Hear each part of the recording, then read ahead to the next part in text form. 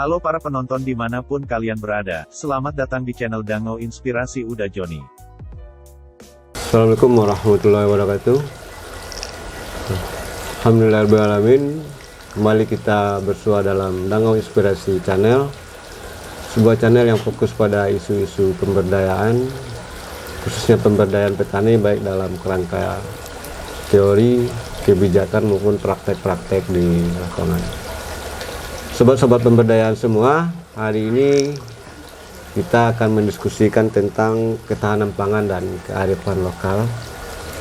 Dan mengapa isu ini kita ambil, karena memang kearifan lokal menjadi sumber utama ya yang mendukung ketahanan pangan di Sumatera Barat, khususnya dalam khasana budaya Minangkabau. Dan untuk itu hari ini kita telah kedatangan salah seorang pakarnya yang mengkaji tentang kearifan lokal yang ada di Minangkabau dan dukungannya terhadap ketahanan pangan. Dan beliau adalah Dr. Wirdaningsih yang juga sebagai Kepala Pusat Riset Kearifan Lokal Universitas Negeri Padang. Selamat pagi, Bu. Selamat pagi, sehat, alhamdulillah. Baik. Berada dalam situasi rumah inspirasi, Dango Inspirasi, yang di situ banyak suasana pertanian, suasana yang membuat kita memiliki inspirasi yang lebih baik. Oke. Terima kasih Ibu Dokter.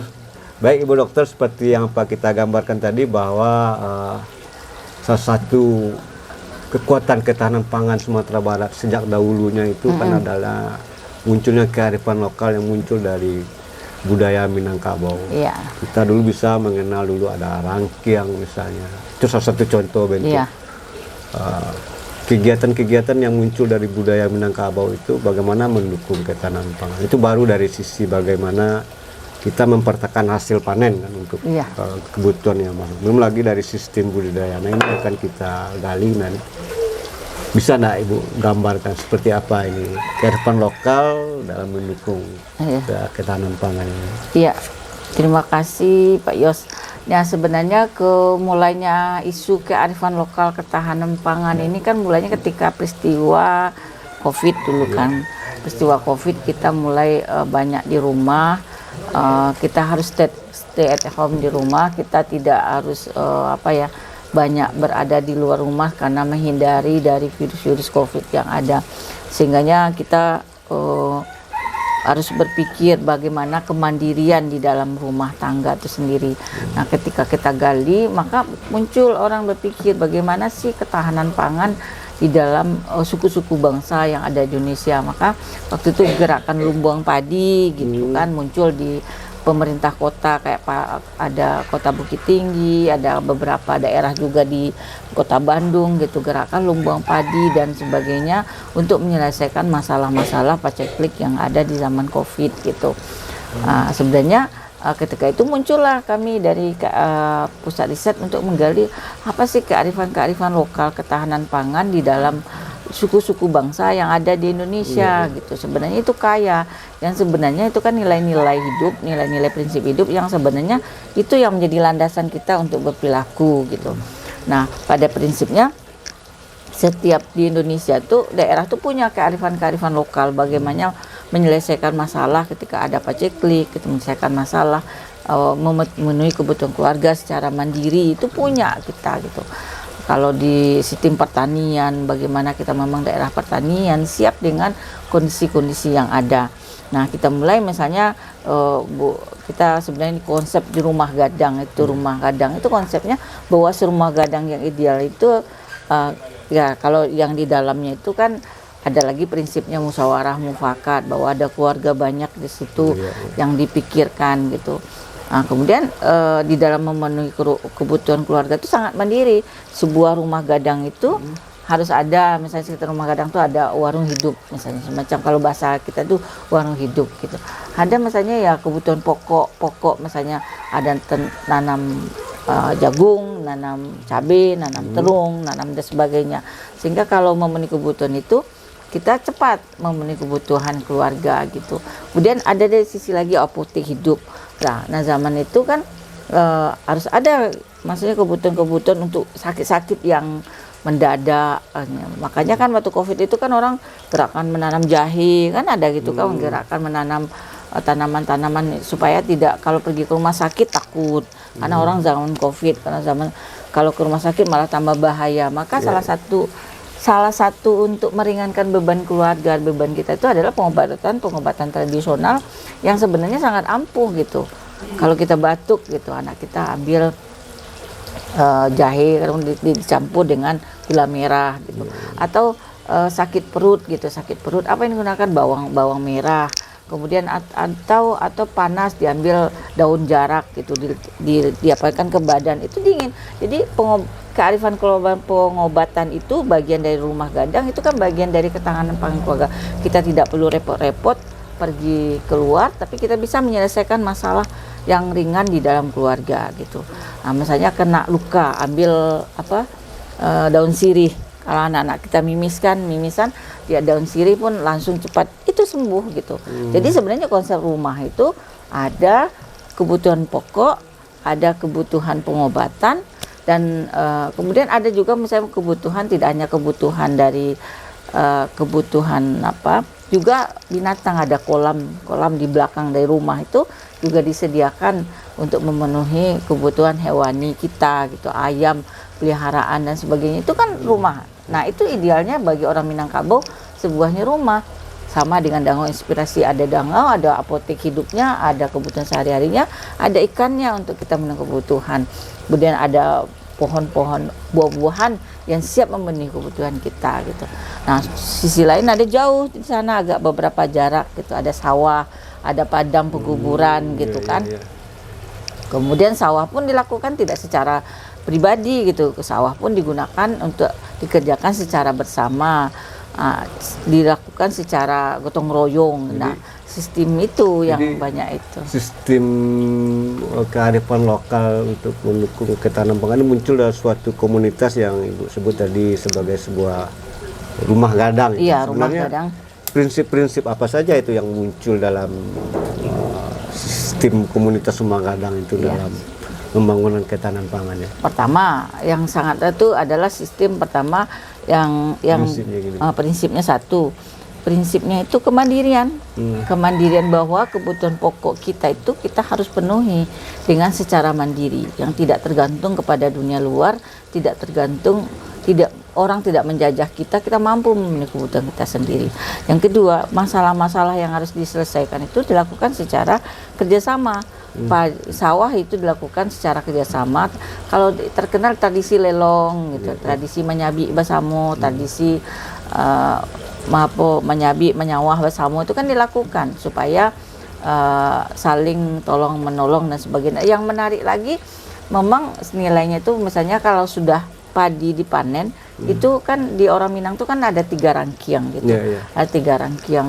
Ada rangkiang yang satu itu digunakan untuk memenuhi kebutuhan keluarga gitu kan. Nah, kemudian rangkiang yang untuk masa depan, ada kapuak dan sebagainya tuh supaya padi itu juga tahan lama untuk akan datang, ada persediaan akan datang. Disiapkan itu juga. Kemudian ada lagi rangkiang yang untuk menolong orang lain gitu. Misalnya kalau ada tamu yang datang, ada orang lain yang agak kesusahan, itu ada tempat padi yang diambil, yang ditolong, ada keluarga lain. Tidak hanya untuk orang lain, untuk keluarga inti juga menggunakan itu juga. Iya. Jadi itu 3 rangkaian yang disediakan, seperti itu prinsip hidupnya. Sehingga kalau kita lihat core value-nya itu bagaimana orang Minangkabau itu dia berpikir untuk bagaimana pemutuhan keluarga secara mandiri, tapi dia juga berpikir masa depannya itu bagaimana gitu. Kemudian berpikir orang-orang yang di sekitarnya juga terbantukan dengan baik.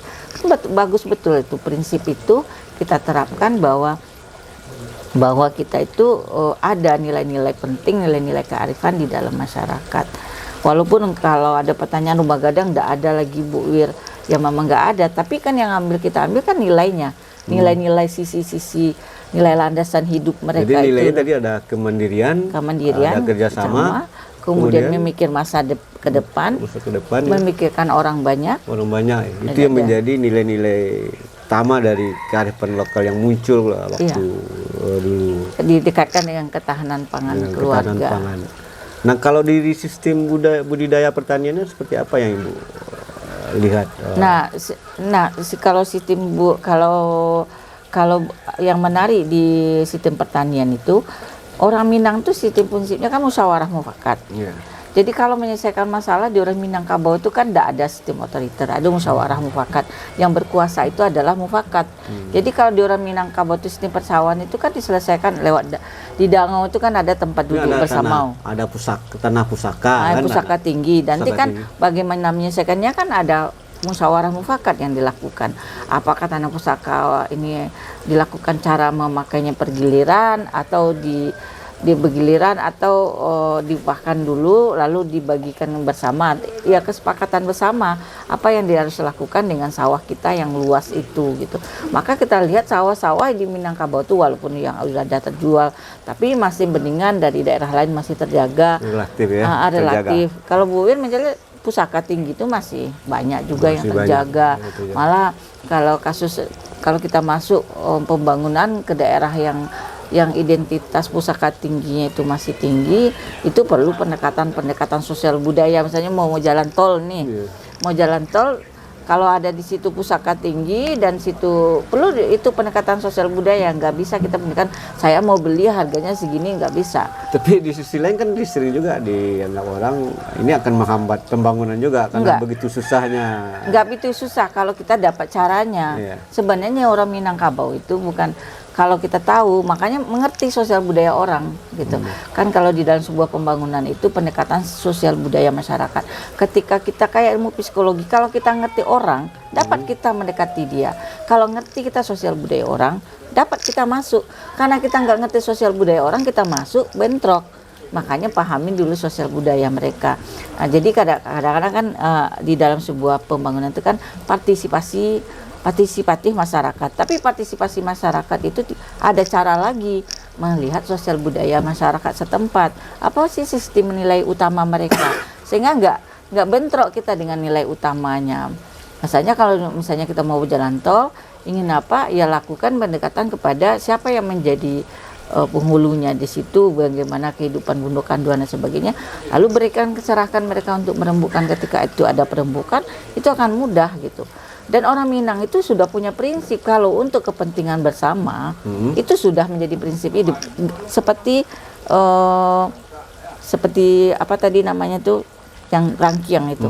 Mereka sudah prinsip ada untuk kebutuhan kita, ada kebutuhan akan datang, ada kebutuhan orang banyak. Itu sudah prinsip hidupnya itu. Jadi bisa sebenarnya. Bisa didekati dengan pola-pola tertentu ya sesuai dengan karakter orang Minang juga. Ya. Makanya kita kalau melihat budaya orang itu relativisme kebudayaan gitu. Jadi lihatlah orang itu, jangan melihat kebudayaan orang itu dengan kacamata kita. Kalau kita melihat dengan kacamata kita salah, tapi lihat dengan kacamata mereka baru kita masuk. Relativisme kebudayaan namanya. Mungkin pendekatan ke orang yang di Jawa Barat beda dengan pendekatan di orang Minang. Kalau jalan tol misalnya, pendekatan di orang Jawa tentu beda di orang Minangkabau. Orang Minangkabau karena punya prinsip apa gitu. Orang bilang oh di Minang tuh susah, enggak. Karena kita nggak melakukan sebuah pendekatan sosial budaya. Karena mereka punya identitas sendiri, punya kekuatan budaya yang masih, walaupun kata orang sudah hilang, enggak. Itu akar-akarnya, core value-nya itu masih hidup. Maka kalau kita begitu kuat sebenarnya. Kalau kita nggak masuk dengan core value-nya itu, ya susah masuk. Sehingganya pertentangan itu kan terjadi. Nah, ketika salah kaprah masuk, ya itulah konflik yang terjadi gitu. Nah, sekarang kan harus kita akui juga kan terus ada pergeseran ya. Pergeseran nilai-nilai, kebiasaan, karakter juga dari orang Minang yang mungkin lebih individual mungkin kalau saya lihat. Nah, ini bagaimana kita lagi mengimplementasikan prinsip-prinsip yang sebenarnya sudah bagus tadi kan, prinsip-prinsip kearifan dengan kondisi yang ada sekarang kan, yang kita rasakan sekarang gitu. Seperti apa bagusnya? Sebenarnya kan kalau dikaitkan dengan nilai-nilai kearifan itu kan sudah mulai dihidupkan orang kembali. Kalau Bu Ida di Universitas Negeri Padang kan mulai ada pusat-pusat riset kearifan lokal. Di beberapa daerah lain juga ada pusat riset. Nah, pusat riset itu mencoba mengembalikan roh nilai-nilai luhur baik yang bijaksana dari masyarakat itu menjadi landasan utama walaupun sudah perubahan. Tentu salah satu kita melakukan itu kan minimalisasi nilai itu kan lewat pendidikan gitu. Nah lewat pendidikan itu maka mata pelajaran itu di masa pelajaran bahasa Indonesia, pelajaran ilmu sosial atau pelajaran IPA ada integrasi dengan kearifan lokal itu. Misalnya pelajaran IPA sains gitu, kaitkan dengan pengobatan, kearifan lokal dari pengobatan gitu. Nah, itu diintegrasikan. Nah, tapi langkah-langkah yang lebih maju juga sekarang sudah ada nama mata pelajarannya itu PKBAM. Pendidikan Karakter Budaya Alam Minangkabau. Kalau untuk daerah lain PK Budaya Sunda gitu. Nah, yang dulu tuh mungkin BAM saja. Kalau BAM itu kan budaya alam Minangkabau, orang melihatnya secara artefak aja. Menguasai, oh kalau rumah adat Minangkabau seperti ini, rumah adat orang Sunda seperti ini, rumah adat itu artefaknya saja. Tapi sebenarnya sekarang itu lebih kita melihat apa makna di balik rumah gadang seperti itu gitu. Apa makna seperti perumahan rumah Minangkabau itu seperti itu. Apa maknanya? Itu yang harus kita lihat. Karena di dalam makna itu ada proses internalisasi nilai. Misalnya kalau rumah gadang orang Minangkabau, rumah orang gadang Minangkabau itu kan rumah yang di situ tuh lebar tempat itu, jadi ada karakter musyawarah di situ kan, musyawarah untuk memfokuskan karakter untuk membangun kerjasama. Lalu lihat lagi ke lebih luas, oh karakter di situ kemandirian yang, lalu dilihat lagi ada karakter kerjasama. Sebenarnya semua itu kan pola-pola pengasuhan yang dilakukan di rumah gadang kepada anak-anak. Nah, ketika itu kita internalisasi nilaikan kepada generasi melalui pelajaran sekolah, itu kan akan mengingatkan kembali gitu bahwa ini nilai-nilai yang perlu kita terapkan. Tapi tentu tidak hanya cukup melalui dunia pendidikan ya, tapi lebih maju dari itu bagaimana kearifan lokal itu betul tumbuh lagi di komunitas-komunitas orang Minang yang berbasis kaum, berbasis suku, itu harus muncul lagi hendaknya. Iya. Nah, seperti apa ini menurut Nah, itu makanya parenting kearifan lokal dimulai juga dilakukan karena keluarga juga harus dibangun gitu. Kemudian sebenarnya pendidikan informal pun juga ditumbuhkan. Misalnya pesantren, di situ dimasukkan nilai-nilai budaya alam Minangkabau dimasukkan juga. Lalu kegiatan komunitas-komunitas, lalu sehingga kita bahwa kita tuh punya identitas nilai kearifan lokal yang sebenarnya sudah teruji oleh nenek moyang kita bahwa nilai ini menjadi sebuah landasan hidup di kita gitu. Nah sekarang kan anak-anak kita nggak mau nyontoh Barat gimana nilainya, mau nyontoh Korea gimana pula nilai filosofi. Korea cocok dengan Koreaisnya, Amerika cocok dengan Amerikaismenya gitu. Kalau Indonesia ya Indonesiaisme yang cocoknya. Karena itu karena sesuai dengan kebutuhan sumber daya alam, sumber daya manusia dan sumber lingkungannya. Jadi, nah kita kayak ketahanan pangan kita nggak mungkin lah kayak orang Amerika yang coba diinstankan karena mereka tidak subur, kita subur. Yang pasti dia 4 musim di sana kan. Kita subur, kita cantepkan aja singkong, situ sudah tumbuh dengan subur dia. Jadi kita nggak susah untuk membangun kemandirian. Ngapain kita terlalu mencontoh gaya hidup orang luar? Kita memang harus membudayakan, mengolah sendiri dengan daun pisangnya. Semuanya serba ada. Orang tuh nggak pakai daun pisang karena memang nggak ada daun pisang. Kita ada daun pisang. Dah itu secara efek kimianya nggak ada. Kesehatannya bagus, malah harumnya daun pisang itu membuat sehat gitu.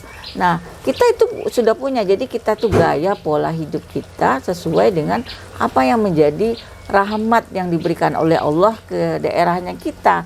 Kita subur, maka ketahanan panganan kita ya memang rumah kita tuh nuansanya memang ada apotek hidupnya, ada warung hidupnya, ada ayam di belakang gitu. Kalau enggak mesin polybag juga enggak apa-apa. Jadi kita tuh memang harus dibiasakan budaya instan yang kita bangun. Kalau mau makan mie apa namanya? Mie rebus langsung. Kalau enggak, kalau dapatnya anak kita tuh sekarang kita balikkan lagi.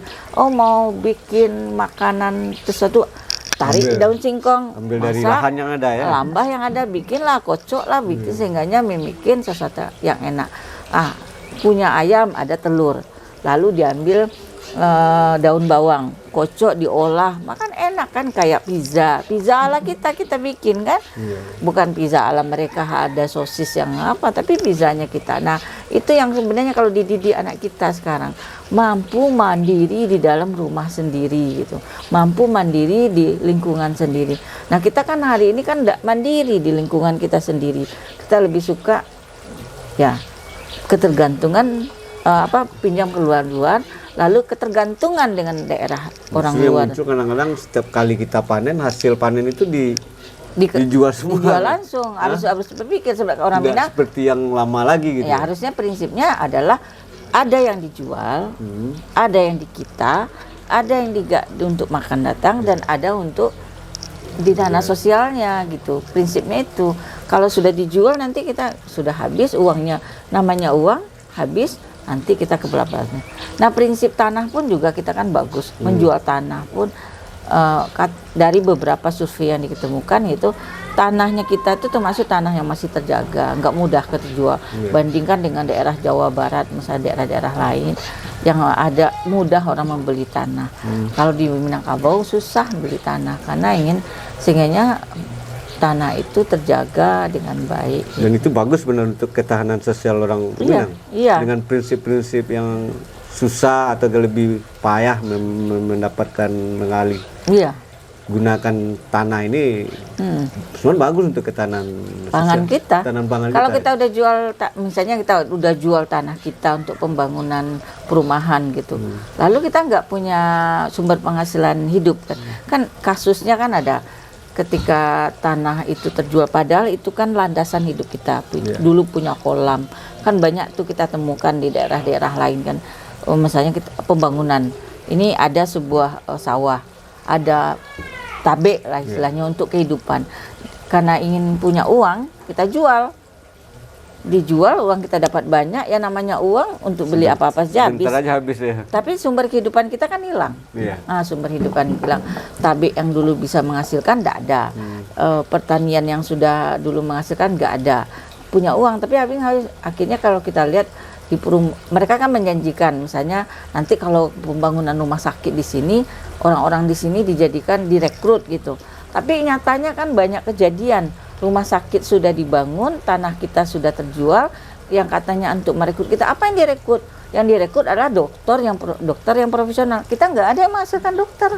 Akhirnya kita pun, anak-anak kita menjadi cleaning service, jadi tukang macam. Itu yang bisa, itu pun nanti lama-lama tidak dibutuhkan lagi, karena cleaning service yang dibutuhkan adalah yang ngerti teknologi, yang ngerti macam-macam. Kita yang sudah menjual tanah, menjual sawah, tabe dan sebagainya itu menjadi kerugian. Generasi kita hilang. Kecuali kalau penjualan tanah itu untuk pendidikan, ya mungkin nggak ada masalah ya. Iya, anak-anak kita dididik untuk gitu. sekedar konsumtif itu yang menjadi problem buat kita sebenarnya secara sosial di Minangkabau.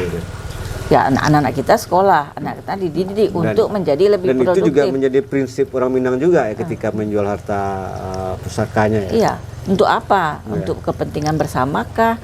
Apakah untuk kepentingan bisnis kah? Itu kan lihat itu, misalnya kalau untuk kepentingan pendidikan anak itu dikerjasamakan sama orang.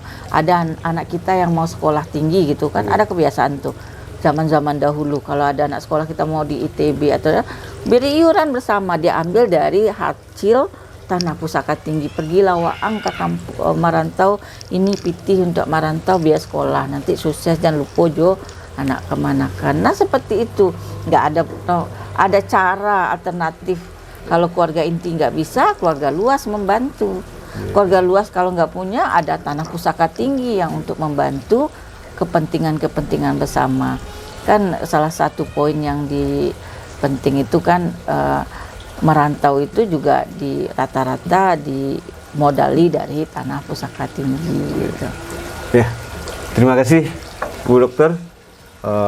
Menarik diskusi kita tentang ketahanan pangan dan kearifan lokal khususnya di Minangkabau. Dan dari diskusi kita tadi terlihat bahwa kita mempunyai nilai-nilai yang cukup fundamental, arif dan bijaksana untuk mendukung ketahanan pangan, seperti nilai kemandirian, kerjasama, dan berpikir jangka panjang yang yang akan datang, dan tidak hanya untuk kepentingan sendiri, juga untuk kepentingan masyarakat di sekitar. Dan itu tentu harus kita kembali bangkitkan lagi, kembali semangatkan lagi bagaimana ini bisa terus terjaga dan malah betul-betul berkembang sesuai dengan kebutuhan masyarakat Minangkabau. Demikian podcast kita hari, semoga bermanfaat. Terima kasih. Assalamualaikum warahmatullahi wabarakatuh. Amin. Waalaikumsalam warahmatullahi wabarakatuh. Video kami kali ini, terima kasih sudah menonton. Jangan lupa untuk like, komen, dan subscribe untuk mengikuti perkembangan terbaru dari channel ini. Sampai jumpa di video selanjutnya.